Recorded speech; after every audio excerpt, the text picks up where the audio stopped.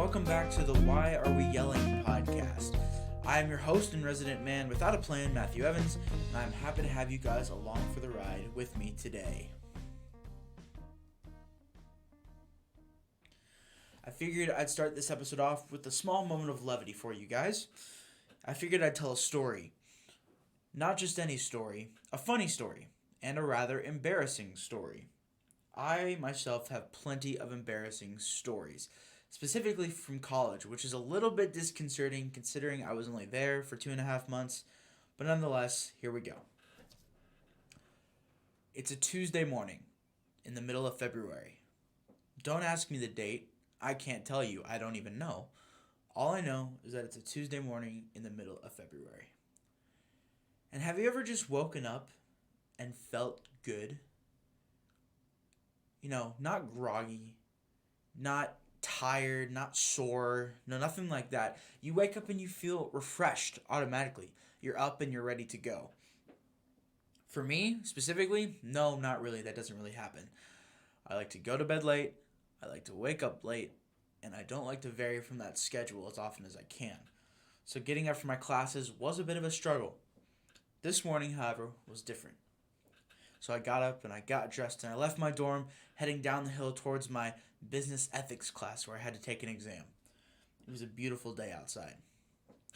As I'm walking down, I realize I'm a bit ahead of schedule, so I say to myself, I'm going to go get a latte. So I jump into my school's little coffee shop and I order an iced vanilla latte for $4.50.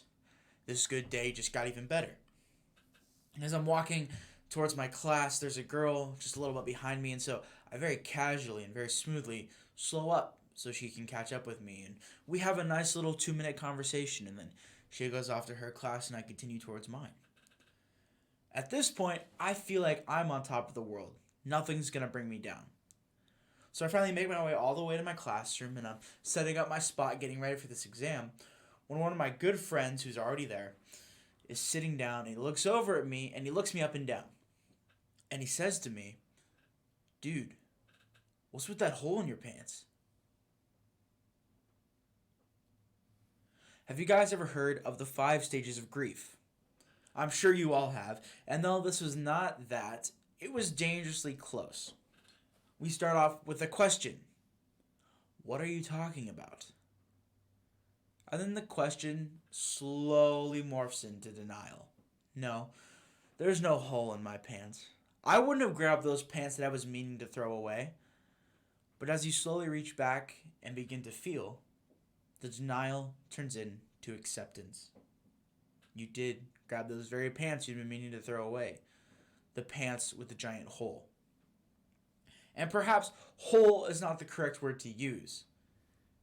It was essentially a gash, 6 inches long and 3 inches wide. In retrospect, I'm surprised I didn't feel a breeze. So I'm standing there and I'm shocked.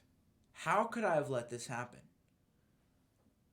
And then about 10 seconds later, the embarrassment and realization hits me like a sledgehammer. I walked down that hill with that gash in my pants.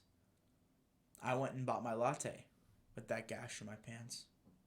And I slowed up, all casually and smoothly, to talk to that girl who without a doubt had been staring at that gash in my pants. It's funny how the beginning of a day can go from great to horrible. Just like that. But hey, what can we do except sit back and laugh about it? And that's what I've chosen to do. So I hope you guys appreciated that. And if you happen to know me personally, all you're thinking is, yep, that's Matthew. That's the guy I know.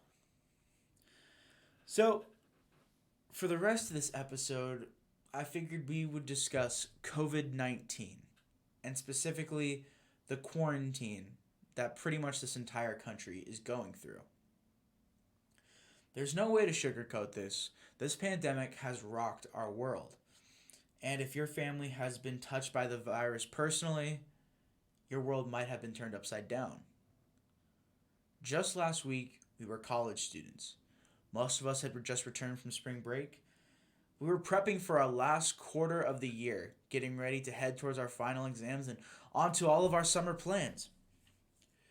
We were not expecting that email from the school that said, at least in my case, you have 12 hours to get out before the campus goes on lockdown.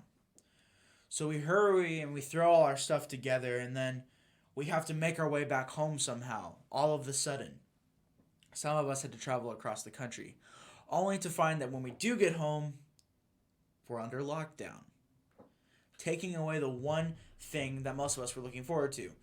For me, I was devastated to be leaving college this early, but I knew that when I'd get home, all of my friends were also making their way home, and we would find a way to get through this together. That, however, was not to be the case, and now we find ourselves in quarantine and under isolation. So, what do? We've been given lots of free time, and I know we have school to look forward to. Yeah, look forward to, quote unquote, but that only takes up so much time. How do you fill the other 18 hours in your day? And what about the social aspect of it? Quarantine is essentially this wall in front of us, and we have to figure out how to get through it. So, with all this in mind, I figured we would take a couple minutes and compile a list of just a few things that will maybe help this quarantine go by a little bit easier. For this list, I'm pulling from two different sources. Source number one is a USA Today article titled 100 Things to Do While Trapped Inside. No, I'm not going to go through all 100. That's a little bit overkill. I pulled about 6 things out that I think make the most sense, at least in my eyes. And then I'm going to tell you guys what I've been doing personally.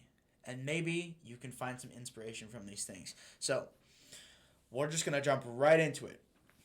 Number 1, start a blog or a journal. This is very wise advice because this is essentially a medium point between two things.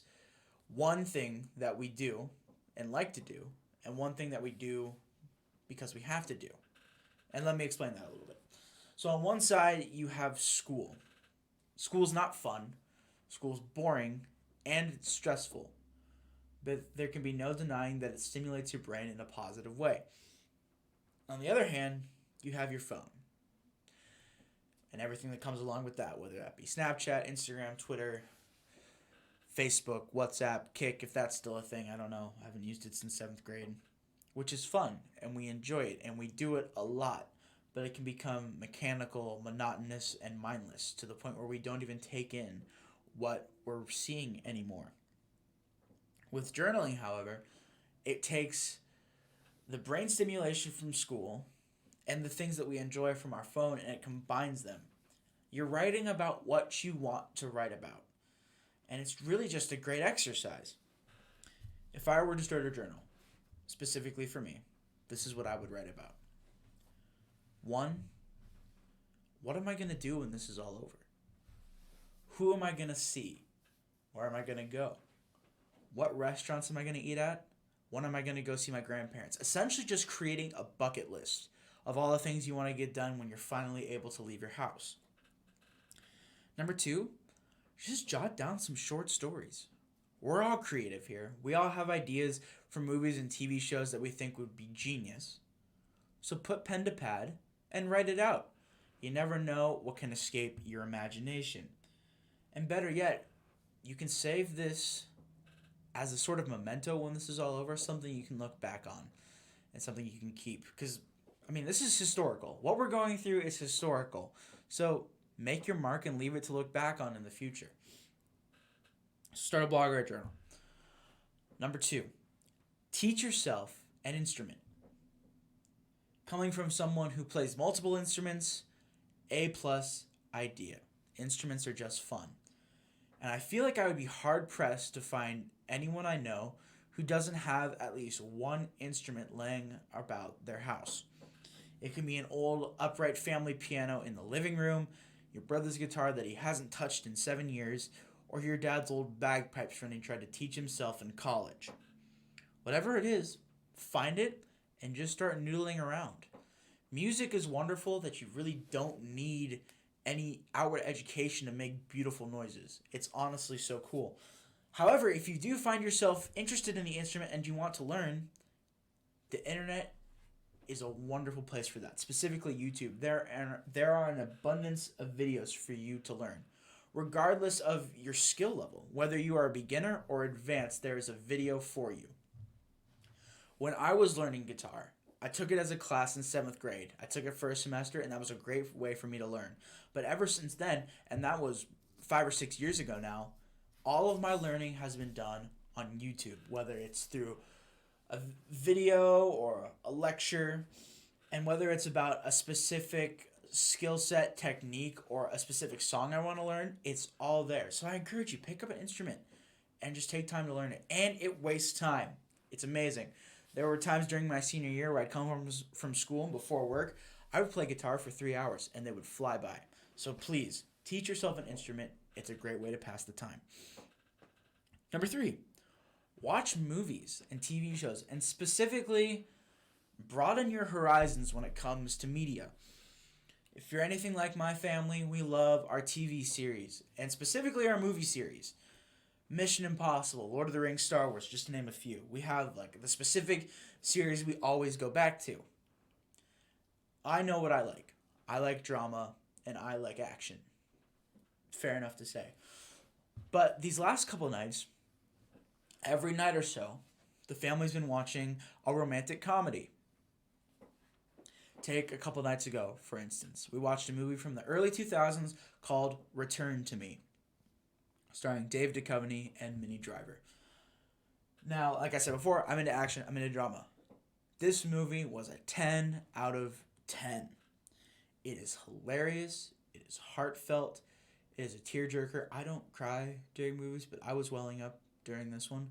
So check out other movies. Check out genres you never really would have checked out before this. Same goes for the TV shows. I'm sure we're all watching The Office for the 18th time. But across the 3 major platforms, Hulu, Amazon Prime, and Netflix, there are an abundance of amazing shows that really go unnoticed. Whether it's true crime or drama or even other comedies, go out there. Go find a new gem that people haven't discovered yet and tell the world about it. Whatever you find, whatever shows you find, I want to hear about it. Let me know what you find out there. Number 4, bake stuff. Bake desserts. Bake a pizza. Bake me some cookies and send me some cookies. At this point, I will probably cry. But it takes up your time and it tastes great at the end. There's no losing in this situation. So that's number 4, bake stuff. Number 5, clean and organize. Hey guys, I get it. I am a teenage guy. I hate cleaning. I hate the idea of having to get off my bed and to make my room look nice. But the fact of the matter is, after you take about 2 hours and clean up your room and make it look super spotless, it's one of the greatest feelings that the world has to offer. And especially for the college students who just got home, you've been dispossessed. You've had to throw yourself haphazardly into suitcases. I was putting my stuff into trash bags. Take an hour and a half and just put everything back where it's supposed to go. You'll be feeling a lot less stressed out. Trust me on that one. And finally, from the article, listen to music and podcasts. And this kind of goes hand in hand with the movies and the TV shows. This is a time to increase your musical palette. Listen to things you normally wouldn't listen to. Spotify specifically is great because they have tons of pre-made playlists from any genre you can think of. So choose a genre you normally wouldn't listen to and choose a playlist and let it shuffle through. For me, specifically, I want to get more into the 40s and 50s jazz type stuff, the Frank Sinatra and the Dean Martin. And when it comes to podcasts, there is a podcast based on any number of your interests.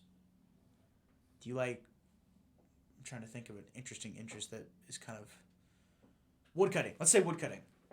Guarantee there's a podcast out there for that. You like knitting? There's a podcast for that. You like history? Dan Carlin's Hardcore History is for you. He is a former journalist. He has a great speaking voice, and each episode is like 4 hours long. The point is, there is a podcast for you. And it's what I use to get to sleep, honestly.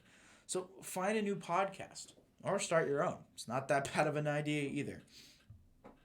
So those are the 6 things from the USA Today article. I will link the article down below in the description if you would like to read the rest of them. But now let's move to the things that I'm specifically doing. And you can listen to these. You don't have to, but I figured I'd share them. Number 1, go for a walk. Since this whole quarantine has happened and my freedoms have been lessened about what I can do and where I can go, I realize how much I take for granted. So, being able to go out and go for a walk around my neighborhood is the blessing I have that I didn't know that I needed.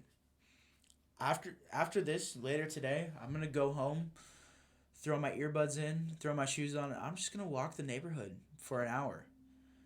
And it's great for a lot of different reasons. One, fresh air. Fresh air is always a positive. You get to feel the wind on your face, you get to see the colors, and you get to see people who are out and about. I mean, don't go within 6 feet of them, but you get to see them. I kind of feel like I probably sound like a kindergartner describing all this, but it honestly gets me giddy with excitement thinking about going on walks. So just take an hour. Go walk around the neighborhood.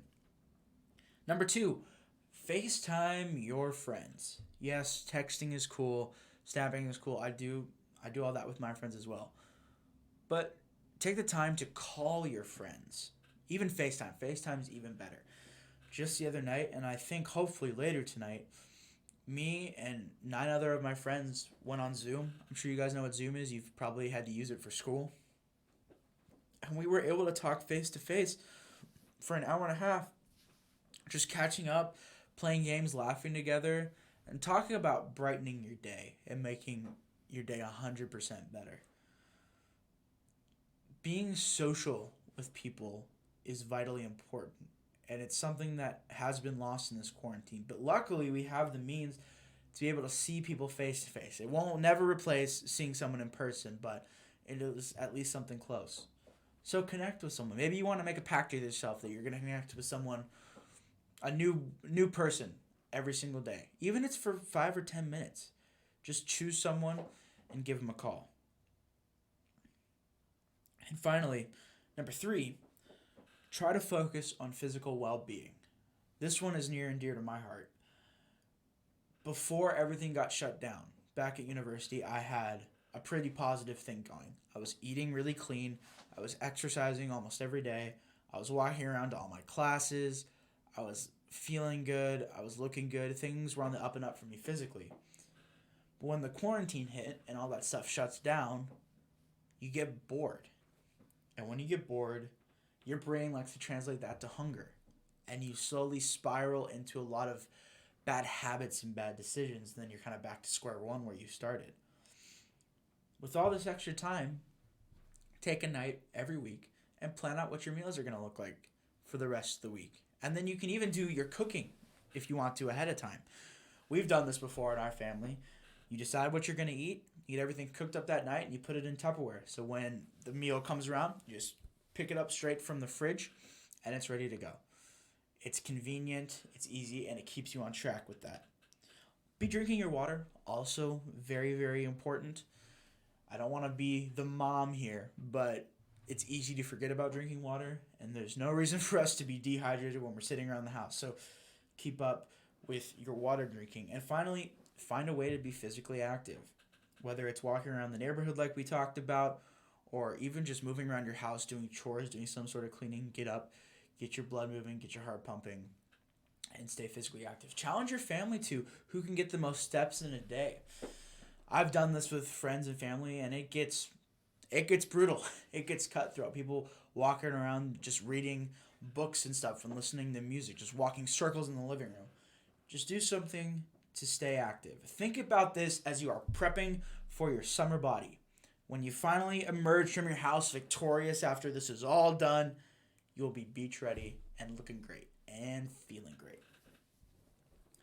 So those are just a couple things that I hope you will find helpful, and maybe you can even implement into your life to make this quarantine just a little bit easier. And as always, I want to hear from you guys. What are you doing to fill up all this free time? What new podcasts have you found? Music, movies, TV shows, any advice you want to give?